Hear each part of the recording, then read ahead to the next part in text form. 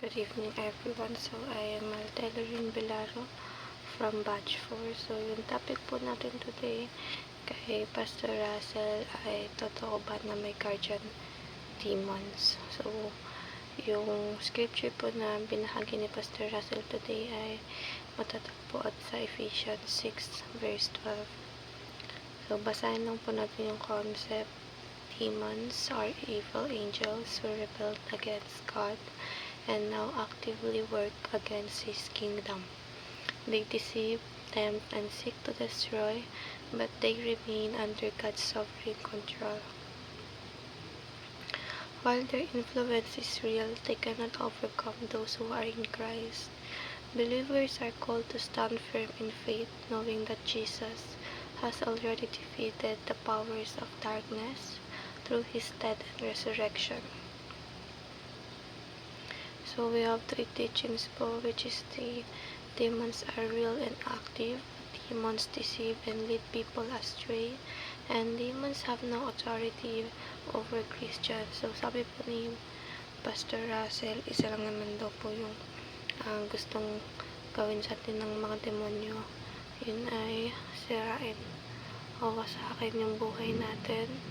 That's why meron pong salitang temptation at doon tayo dinidisip ng mga demonyo upang gumawa ng mga bagay na hindi ikinalulugod ng Panginoon.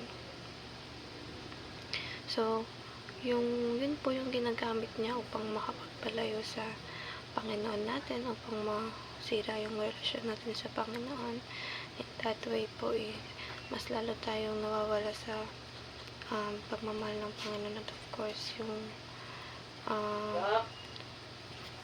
and of course, kaya nga nasabi ko yun yung nakakapagpatisip sa tao, kaya mas lalo nagkakaroon ng maraming taong mga makakasalanan.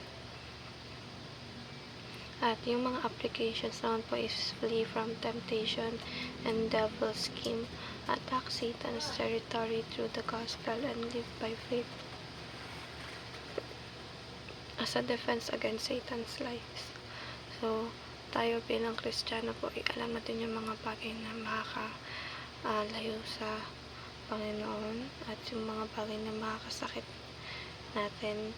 Kaya iwasan natin yung mga bagay po na hindi ikinalulugod ng Panginoon, lalo na sa paggawa ng kasalanan. At since mas nagkakaroon tayo ng knowledge as time, dahil mas nagkakaroon tayo ng connection sa Panginoon, lalo na ngayon na nakakapanood tayo or nakakarinig, lalo na sa nakakaintindi ng mga bagay na sinasabi ng Panginoon, ipinag-uutos niya yung mga bagay na dapat nating iwasan at gawin. In that way po is of course makakapalayo tayo at may iwasan natin yung mga bagay na gustong ipaiwas natin ng Panginoon. So tayo bilang mga Kristiyano po is the only thing that we can do is to obey Him and glorify Him, at lagi tayong magbasa ng Biblia upang mas magkaroon tayo ng communication sa Panginoon, at lalo tayong lumalim sa Kanya, at mas magkaroon tayo ng deep relationship sa Panginoon. So thank you po, at thank you for watching, and have a blessed Friday ahead for tomorrow po. Bye bye.